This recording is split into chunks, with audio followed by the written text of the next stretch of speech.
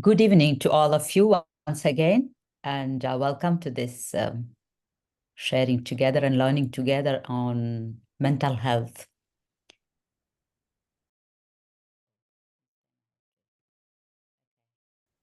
So the overview goes this way. We have an introduction, then historical context of the Catholic Church on on mental health, understanding the Catholic perspective on mental health, why it is important for the young people to know about mental health, and the 6 new conversations, common mental health issues among young people, how to respond to it in the Catholic faith, the 7 types of rest, because sleep isn't the only thing we need. And there are things we all of us may not agree, but we are not here to agree or disagree. But then what is important for us is to be aware of actually what are we facing these days with regard to mental health in our context, especially in our faith. So let's begin. Let's take a moment and ask these questions to ourselves. How are you feeling today? Has anything happened recently that made you feel happy, sad, or worried?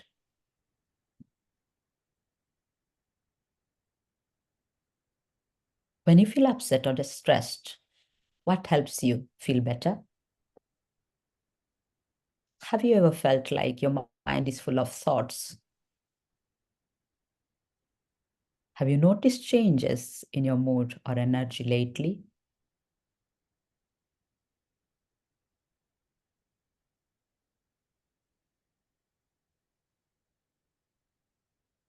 I wanted to begin with these questions because mental health is a crucial aspect for our overall well-being. It impacts every area of our lives, influencing how we think, feel, and behave daily.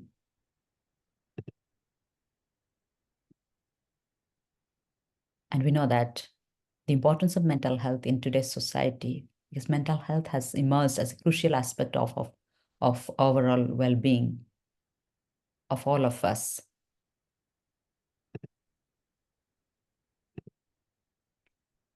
Historical context of the Catholic Church on mental health. In the early Christian era, mental illness was often understood through a spiritual lens.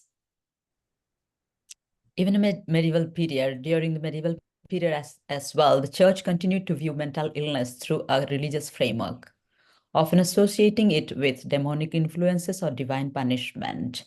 But then there's where slowly monastic life began. Then they started taking care of the people who were actually not well.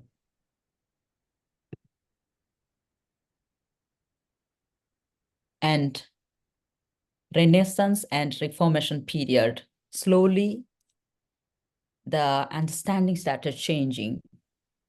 So we started accepting slowly, the church started accepting slowly and understanding mental illness.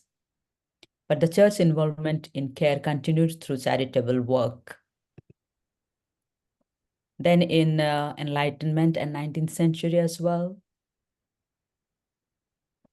during this period, that figures like Philippe Pinel in France and Dorothea Disk in the United States advocated for more human treatment of the mentally ill, which led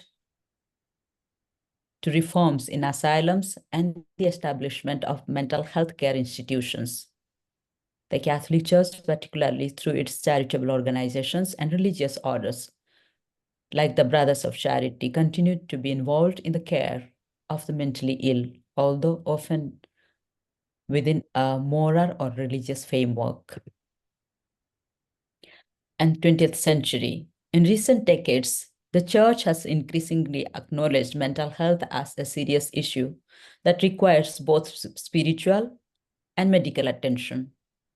Pope John Paul II, Pope Benedict XVI, and Pope Francis have all spoken about the importance of mental health care and the need to reduce the stigma associated with mental illness. Catholic institutions, including hospitals, universities, and counseling centers, have become more involved in promoting mental health awareness and providing services. And the modern stance. Today, the Catholic Church advocates for a holistic approach to mental health, one that integrates spiritual care and psychological and medical treatment. The Church supports the work of mental health professionals and encourages the faithful to seek help when needed. It also emphasizes the importance of community, compassion, and pastoral care in supporting those with mental health challenges. Nevertheless, I would like to speak during this time, actually, the 6 conversations, new conversations that we may come across. The first one is something called the trust conversation. So you must have come across some conversation like this. As you learn to someone who is suffering from mental health, sometimes you might hear people speaking. As you learn to trust God more, you will find that your anxiety will gradually fade away. And then what the mental health sufferer hears, yeah, my mental health problem is a result of my lack of trust in God. It will disappear as I go deeper in my faith. Anxiety disorders impact people with a deep trust in God and are not related to the strength of a person's faith. So we need to be aware of this. Anxiety issues also fluctuates over time and need long-term management. They tend not to improve on their own, but through awareness, medication, talking therapy, and self-strategies, self-help strategies. And the second conversation, it might be, you might come across sometimes the self-indulgent conversations. So you might hear sometimes from some of us, Christian leaders. Lots of biblical greats like Job and Elijah were depressed. The key thing to remember is that they did not pander to their depression, but got on with the ministry God had called them to. And you know what the mental health sufferer may hear? It's not okay to be self-indulgent and be impacted by mental health problems. I need to ignore my pain and get on with what God is calling me to do. What we need to understand is God never criticizes people suffering depression in the Bible. Indeed, he does the opposite. He comforts them and meets their needs. Dealing with emotional pain is not self-indulgent anymore than dealing with physical pain. We all need to offer and receive the comfort of God without qualification. That's grace. And the third type of conversation you might hear is the personal cross conversation. We all have our own cross to bear. For you, it may be your mental health issues. The good news is that in heaven, there will be no more weeping or gnashing of teeth. What the mental health sufferer might hear is, I'm never getting any better this side of heaven. God is responsible for me carrying this cross. Life is hopeless this side of eternity. We can identify with the sufferings of Christ in our sufferings, but there are not fixed God-ordained things. Mental health issues like physical disabilities provoke suffering, but also creativity and gifting. They do not define our identity or reflect the sum of our struggles. We can live life well this side of heaven with mental health problems. And the fourth type of conversation you might hear is the undermining mission conversation. That is, The enemy is using mental health issues to make the church inward looking. As long as we are being introspective, we are losing our effectiveness in mission. And the mental health sufferer might hear, mental health issues are a weapon of Satan to stop people meeting Jesus. As long as I am talking about mental health, I am undermining the gospel.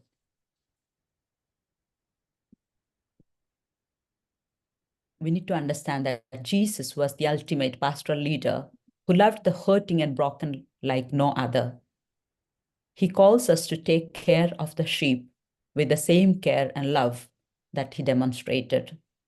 Supporting people with mental health problems in the church is fulfilling the spirit of the Beatitudes and the Great Commission. Is the very thing that will make our message heard in a skeptical world. And the fifth type would be the already healed conversation. You have already been healed of your mental health problem. Now you just need to agree with the healing that you have received. We might hear sometimes this kind of talks. And what a mental health sufferer may hear is, your disobedience is keeping you ill. So sometimes we need to choose the behaviors that we have decided for in our minds. However, this is not the same as choosing a healing. Mental health recovery is not about disobedience, but it is sometimes about courage. No one with the flu is disobedient by feeling unwell. Equally, no one with depression is disobedient by feeling low. Let's not confuse healing steps with the healing itself. And the medication conversation. Sometimes we may have come across the talks like this. Medication is okay, but you haven't been called to rely on it forever. You need to step forward in your faith journey so that this crutch is no longer needed. And the one who is suffering from mental health might hear, medication is a weak alternative to real recovery. I should get off it as quickly as possible so that I can do this recovery right. Let's remember that medication is a valid, necessary, and often essential part in mental health recovery. It is neither less virtuous nor effective than other sorts of treatments in most cases. Just as with conditions like diabetes in physical health, many psychotic illnesses will require a long-term medication regime. This is wholly good and right, should be actively supported by the Christian community. So it is as Christians, we are encouraged that we carry a huge responsibility to use our words and actions to heal and not hurt. So let's become aware of this type of conversations.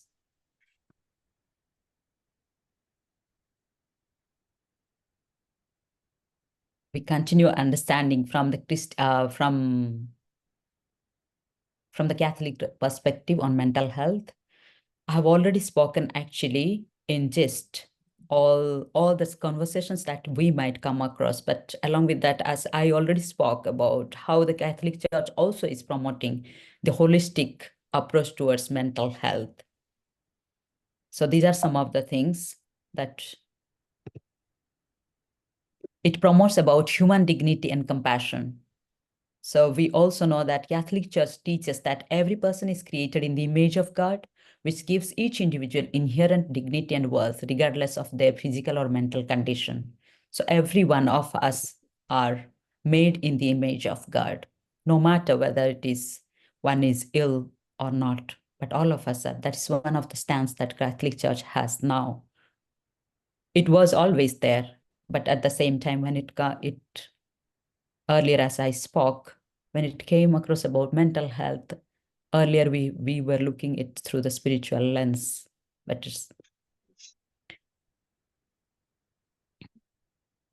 then it also supports spiritual and pastoral care.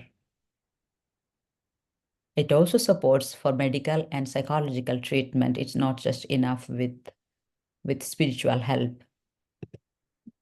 So that's how you see many Catholic healthcare institutions often provide a combination of medical, psychological, and spiritual care to address mental health issues holistically. It also promotes avoiding stigmatization. It teaches that mental illness should not be viewed as a moral failing or a lack of faith, but as a condition that requires compassion, understanding, and appropriate care. We talked about this spiritual reflection on suffering. While the church does not glorify suffering, it recognizes that suffering, including mental anguish, can have a redemptive quality when united with the suffering of Christ. It also makes aware about the seriousness of suicide and mental health issues. Yeah. So why is it important for us as young people to know about mental health? Because I think it is important for us to know that holistic view of the human person, as I already talked, the Catholic faith, how it teaches us that we are all made in the image of God, no matter what, to be convinced of that teaching. Dignity of the human person as a God breathed his life into us. So that's how I think we need to sometimes, even when we are suffering, we might tend to forget that whether I am made in the image of God or not. Sometimes we can doubt of the guilt, from the guilt or sins that we may commit. So that's how we need to know that all of us are made in the image and likeness of God and the human dignity with which God has blessed us. And also it is to help us to form a compassionate community around us, in our family, in our local church, and around us wherever we are working, and to have spiritual and mental resilience. So we need to be aware of the issues that we are facing so that we have resilience to face that. And when we are aware of mental health issues, then we are also able to break the stigma that is around it. And we are all to have a moral responsibility to advocate others of what we have learned or what we believe about mental health. And of course, to build a strong faith foundation, and also for our vocational discernment. These are some of the reasons that we as young people need to be aware about of mental health issues. There are some common mental health issues among young people. So you might definitely have come across of all these common mental health issues among young people: substance use disorder, that drug abuse, alcohol, and GAD. GAD is generalized anxiety disorder.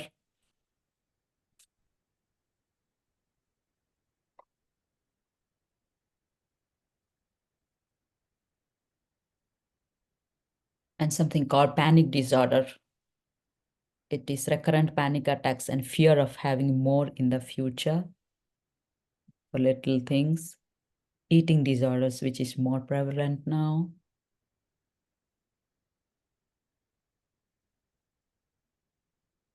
In eating disorders, there are three types of eating disorders, like anorexia nervosa, extreme restrictions of food intake due to an intense fear of gaining weight.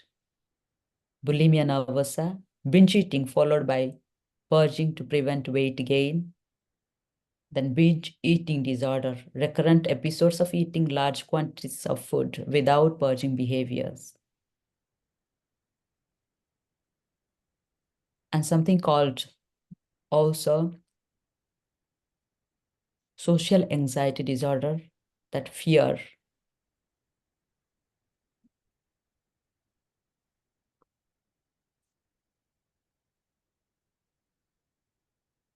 of getting involved with other people, and depression, ADHD. ADHD is attention deficit hyperactive disorder.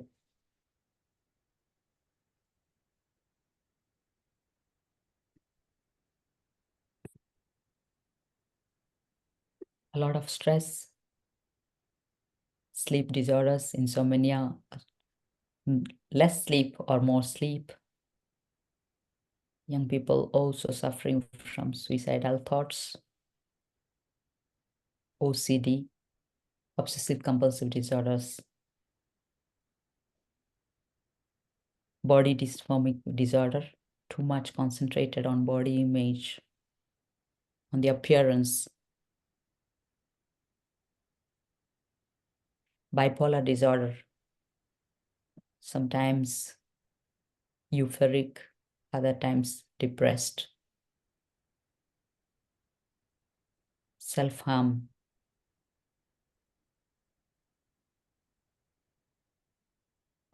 you might come across people in order to feel better, they think, or to make the feeling of guilt less, cutting themselves or harming themselves. PTSD, that is post-traumatic stress disorder. Suppose something has happened in the past, the flashbacks, blackouts, the trauma that can impact. What could be the contributing factors of these issues, mental health issues? Of course, we all know that social media.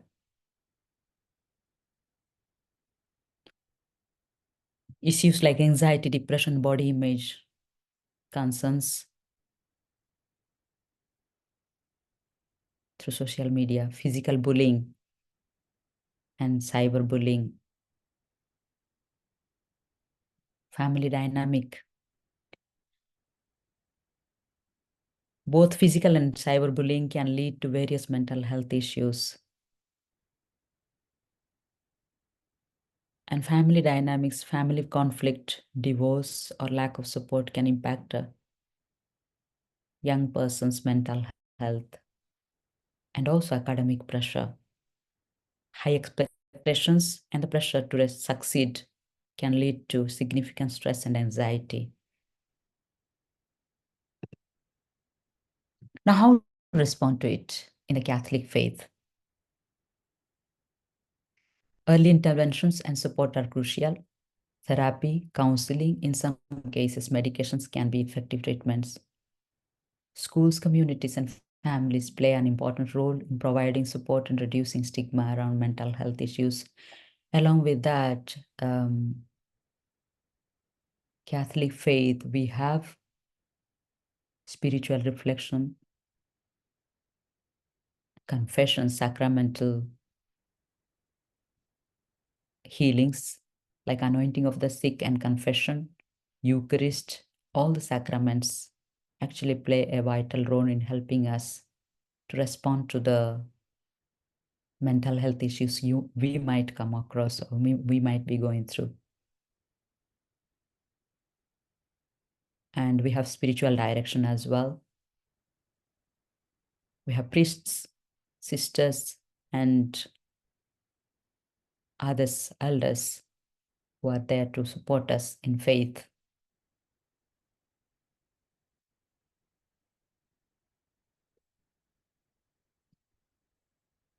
I'm going to talk along with this about the 7 types of rest because sleep isn't the only thing we need. It's taken from Dr. Sandra Dalton Smith from the book called Sacred Rest. Recover your life, renew your energy, restore your sanity.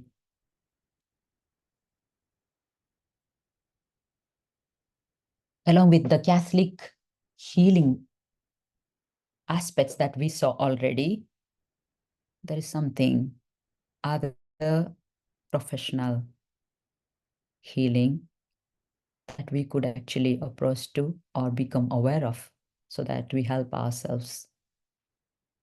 So, as like I said, this doctor talks about 7 types of rest that we all need. The first one is physical rest beyond just naps. Physical rest is the kind we all know and love, but it's more than just catching some naps. There's passive rest, like sleeping or lounging on the couch, which you are all props at. So there is something active rest. We can think of some gentle stretching or a peaceful walk. It's about giving your body the break it needs without completely shutting down. Mental rest, a break for your busy brain. Have you ever felt like your mind is a hamster wheel that just won't stop? That's when you need mental rest. It's about giving your brain a little downtime. Whether that means stepping away from work, doodling in a notebook, or just sitting quietly with your thoughts sometimes. The best way to solve a problem is to stop thinking about it at least for a little while. It might be difficult, but it is helpful. And the third type of rest is sensory rest. Unplug and unwind. We are all aware of this. We live in a world that's constantly on. Bright lights, loud noises, screens everywhere. So sensory rest is all about taking a break from the chaos. Dim the lights, put off the noise, turn down the noise, and maybe spend some time in nature, where the most stimulating thing is a gentle breeze or bird song. It's about soothing your senses and finding a little peace in the quiet.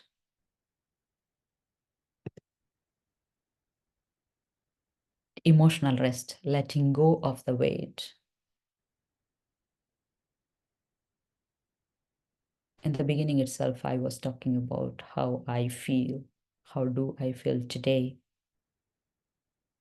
So we all carry a lot more than we realize actually.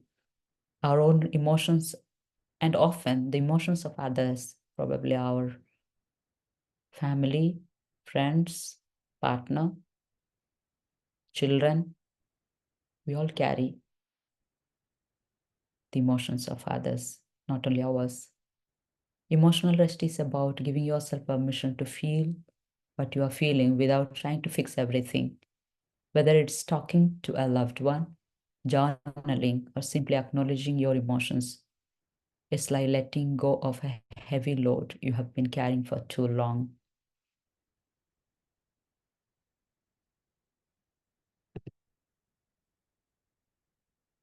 Social rest, finding your people. We all need, actually, we are all social beings. We all need people around us. Not all social interactions are created equal. Some connections lift you up, while others might drain your energy. Social rest is about spending time with the people who truly nourish your soul and taking a step back from those who don't. It's okay to take a break from social obligations and focus on the relationships that matter most. Creative rest, inspiration without pressure. Feeling uninspired or stuck, in a rut. You might need some creative rest. This isn't about creating something. It's about experiencing beauty and inspiration without any expectations. Take a walk in nature, visit an art gallery or museum, or simply enjoy the way the light filters through the trees. Sometimes the world's beauty is all the inspiration you need. And the last one is spiritual rest. There is spiritual rest, whether through prayer or simply being in nature. Spiritual rest is about finding meaning and purpose. It's that deep sense of peace you get, reminding you that you are never truly alone. In conclusion,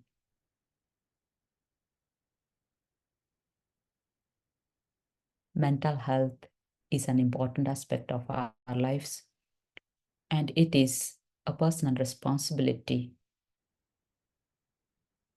to remain well. So it is you and me who needs to take care of our own self more than anyone else. So as I said about these 7 types of rest and other things, each one of us, we know what kind of rest we need and when. Probably knowing and giving it to our own self might help us have a good mental health, and so that we connect ourselves in a better way, connect with the other people in a better way, and with God, and make this world a better place. Thank you so much.